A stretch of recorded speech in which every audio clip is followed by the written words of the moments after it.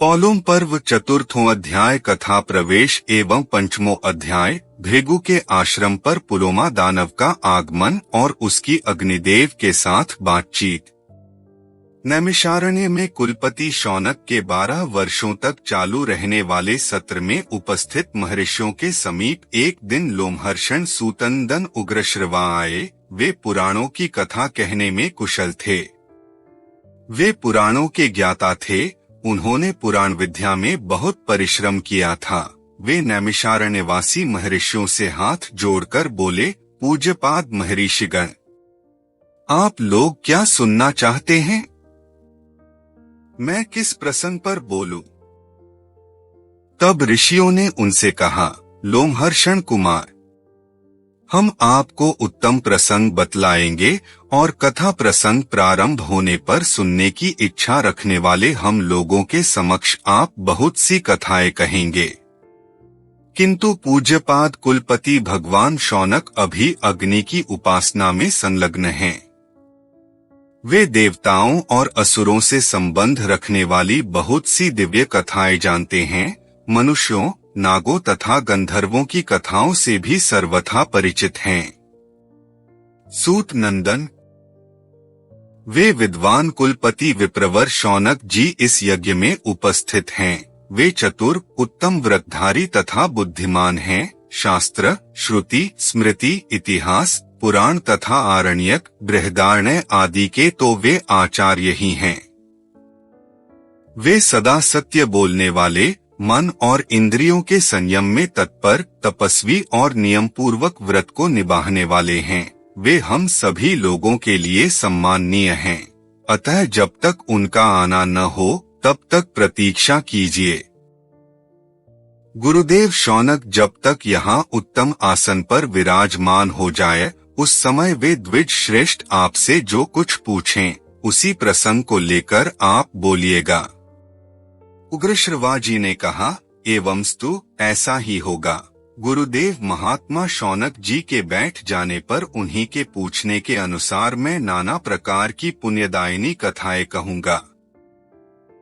तदंतर विप्रशिरोमणि शौनक जी क्रमशः सब कार्यों की विधिपूर्वक संपादन करके वैदिक स्तुतियों द्वारा देवताओं को और जल की अंजलि द्वारा पितरों को तृप्त करने के पश्चात उस स्थान पर आए जहाँ उत्तम व्रतधारी सिद्ध ब्रह्मऋषिगण यज्ञ मंडप में सूत जी को आगे विराजमान करके सुखपूर्वक बैठे थे। ऋतिव्जों और सदस्यों के बैठ जाने पर कुलपति शौनक जी भी वहां बैठे और इस प्रकार बोले। शौनक जी ने कहा, तात लोमहर्षण कुमार, पूर्व काल में क्या आपने भी उन सब का अध्ययन किया है? पुराण में दिव्य कथाएं वर्णित हैं। परम बुद्धिमान राजऋषियों और ब्रह्मऋषियों के आदि वंश भी बताए गए हैं, जिनको पहले हमने आपके पिता के मुख से सुना है। उनमें से प्रथम तो मैं भृगुवंश सुनना चाहता हूँ, अतः आप इसी से संबंध रखने वाली कथा कहिए। हम सब लोग आपकी कथा सुनने के लिए सर्वथा उद्यत हैं। सूत पुत्र उग्रश्रवा जी ने कहा, भृगु नंदन, वैशंपायन आदि श्रेष्ठ ब्राह्मणों और महात्मा द्विजवरों ने पूर्व काल में जो पुराण भली भांति पढ़ा था और उन विद्वानों ने जिस प्रकार पुराण का वर्णन किया है, वह सब मुझे ज्ञात है। मेरे पिता ने जिस पुराण विद्या का भली भांति अध्ययन किया था, वह सब मैंने उन्हीं के मुख से पढ़ी और सुनी है। भृगु नंदन, आप पहले उस सर्वश्रेष्ठ भृगुवंश का वर्णन सुनिए जो देवता, इंद्र, ऋषि और मरुद गणों का परिचय देता हूँ। यह परिचय अद्भुत एवं युक्तियुक्त तो होगा ही, पुराणों के आश्रय से भी संयुक्त होगा। हमने सुना है कि स्वयंभू ब्रह्मा जी ने वरुण के यज्ञ में महर्षि भगवान भृगु को अग्नि से उत्पन्न किया था। भृगु के अत्यंत प्रिय पुत्र च्यवन हुए, जिन्हें भार्गव भी कहते हैं। च्यवन के पुत्र का नाम प्रमति था, जो बड़े धर्मात्मा हुए। प्रमति के घृताची नामक अप्सरा के गर्भ से रुरु नामक पुत्र का जन्म हुआ। रुरु के पुत्र शुनक थे, जिनका जन्म प्रमदवरा के गर्भ से हुआ था।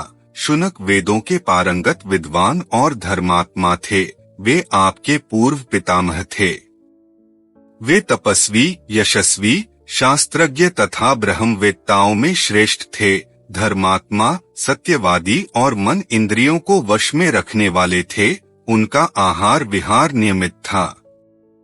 शौनक जी बोले, सूत पुत्र, मैं पूछता हूँ कि महात्मा भार्गव का नाम च्यवन कैसे प्रसिद्ध हुआ, यह मुझे बताइए।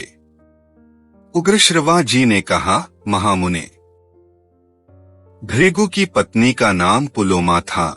वह अपने पति को बहुत ही प्यारी थी। उसके उदर में भृगुजी के वीर्य से उत्पन्न गर्भ पल रहा था। भृगुवंश शिरोमणे।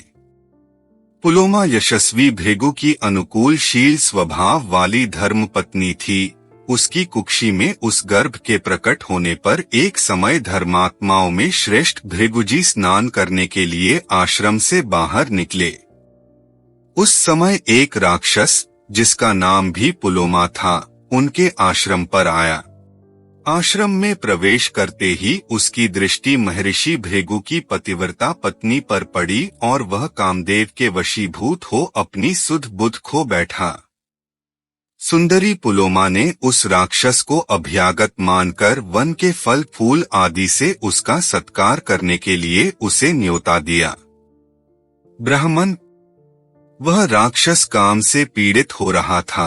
उस समय उसने वहां पुलोमा को अकेली देख बड़े हर्ष का अनुभव किया, क्योंकि वह सती साध्वी पुलोमा को हर ले जाना चाहता था।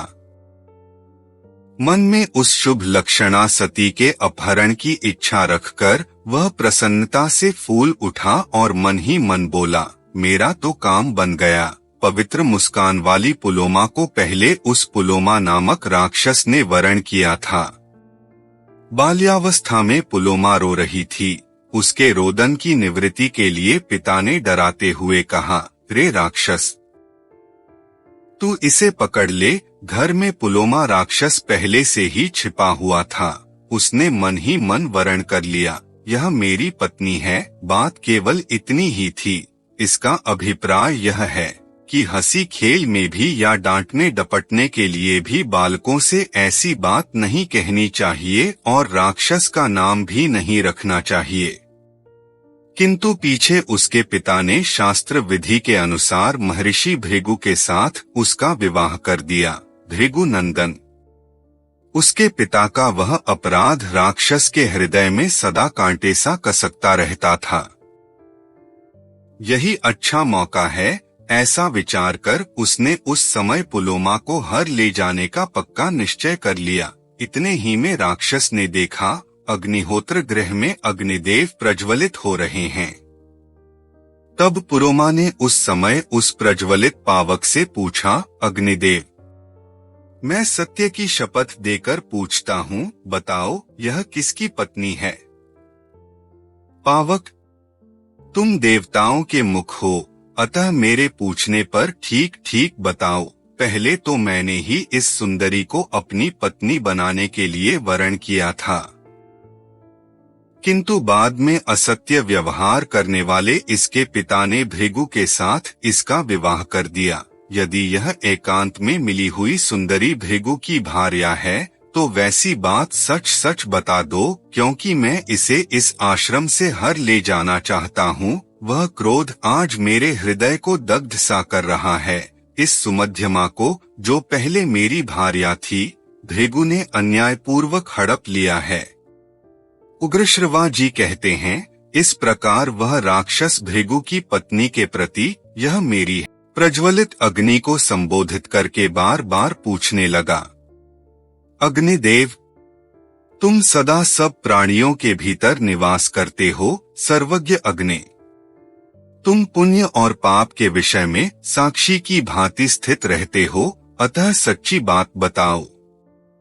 असत्य बर्ताव करने वाले भृगु ने, जो पहले मेरी ही थी, उस भार्या का अपहरण किया है। यदि यह वही है तो वैसी बात ठीक ठीक बता दो। सर्वज्ञ अग्निदेव, तुम्हारे मुख से सब बातें सुनकर मैं भृगु की इस भार्या को तुम्हारे देखते देखते इस आश्रम से हर ले जाऊंगा, इसलिए मुझसे सच्ची बात कहो। उग्रश्रवाजी कहते हैं, राक्षस की यह बात सुनकर ज्वालामी 7 जिह्वाओं वाले अग्निदेव बहुत दुखी हुए। एक ओर वे झूठ से डरते थे तो दूसरी ओर भृगु के शाप से, अतः धीरे से इस प्रकार बोले। अग्निदेव बोले, दानव नंदन, इसमें संदेह नहीं कि पहले तुम्ही ने इस पुलोमा का वरण किया था, किंतु विधि पूर्वक मंत्रोच्चारण करते हुए इसके साथ तुमने विवाह नहीं किया था। पिता ने तो यह यशस्विनी पुलोमा भृगु को ही दी है। तुम्हारे वरण करने पर भी इसके महायशस्वी पिता तुम्हारे हाथ में इसे इसलिए नहीं देते थे कि उनके मन में तुमसे श्रेष्ठ वर मिल जाने का लोभ था। दानव, तदंतर महर्षि भृगु ने मुझे साक्षी बनाकर वेदोक्त क्रिया द्वारा विधिपूर्वक इसका पाणिग्रहण किया था। यह वही है, ऐसा मैं जानता हूँ। इस विषय में मैं झूठ नहीं बोल सकता। दानव श्रेष्ठ, लोक में असत्य की कभी पूजा नहीं होती है। इस प्रकार श्री महाभारत आदि पर्व के अंतर्गत पौलोम पर्व में पुलोमा अग्नि संवाद विषयक 5वां अध्याय पूरा हुआ। आपसे एक निवेदन है, आप अपने मित्रों, बच्चों को महाभारत जैसा भव्य, दिव्य, विशाल, अद्वितीय ग्रंथ पढ़ने के लिए प्रेरित करें, जिससे उनको जीवन में एक नई दिशा प्राप्त हो। अगर हमारा वीडियो आपको अच्छा लगा तो लाइक करें, शेयर करें और चैनल को सब्सक्राइब करें, जिससे महाभारत के नए एपिसोड का नोटिफिकेशन मिलता रहे।